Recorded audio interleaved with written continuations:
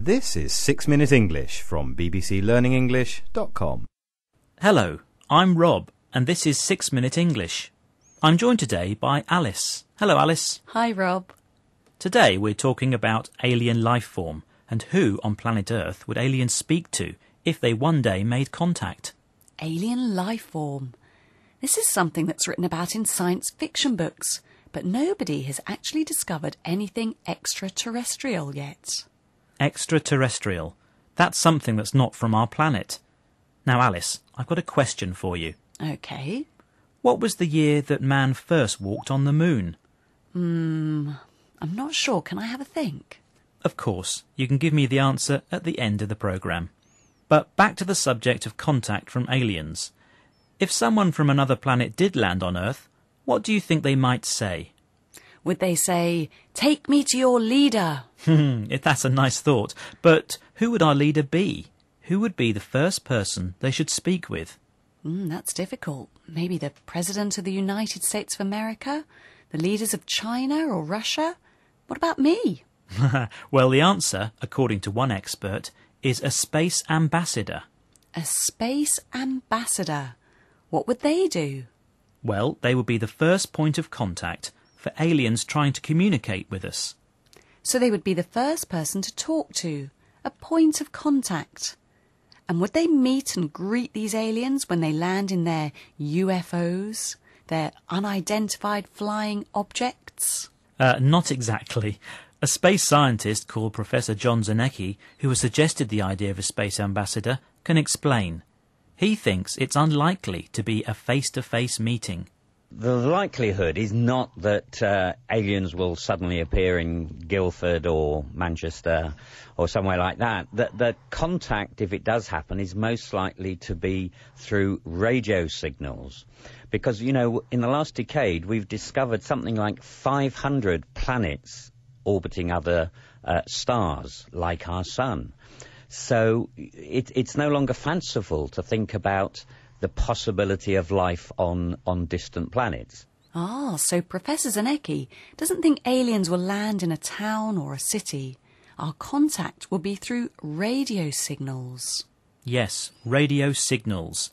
We will pick up some kind of sound. He believes it might really happen one day, and the idea is no longer fanciful. Fanciful. That's something that's unreal or imagined. But, he says, this is no longer fanciful. Yes, that's because in the last decade, 500 new planets orbiting other stars have been discovered. So it's no longer fanciful to think that there may be life on distant planets. I see. So he wants us to be prepared for a possible contact from aliens. Yes. And who might this space ambassador be? Well, next week, a meeting at the Royal Society in London will be discussing the appointment of someone, and a likely candidate is an astrophysicist called Mazlan Othman. She already heads the Office of Outer Space Affairs for the United Nations. So the UN has an Office of Outer Space Affairs. It deals with issues that are literally out of this world. That's right. Professor Zanecki can explain a bit more about the things it looks after. There are laws and regulations that have been signed up by many countries about what we can and can't do on the moon, you know, who owns the moon, and also concerning the non-proliferation of weapons in outer space. So the Office of Outer Space Affairs oversees laws and regulations about which activities can take place on the moon, who owns it, and also the non-proliferation of weapons in outer space. Non-proliferation. That's a limit on the use of weapons in space and keeping it a peaceful place. Well, having a space ambassador seems like a good idea, but they may have a lot of waiting to do. Possibly. Professor Zanecki says alien contact could happen next week, next year, next century, or maybe even never. But it would be really unfortunate to miss their call. Now, Alice, what's the first thing you would say if you were contacted by aliens? I would ask them if they knew the answer to your question. What year did man first walk on the moon? And what do you think their answer might be?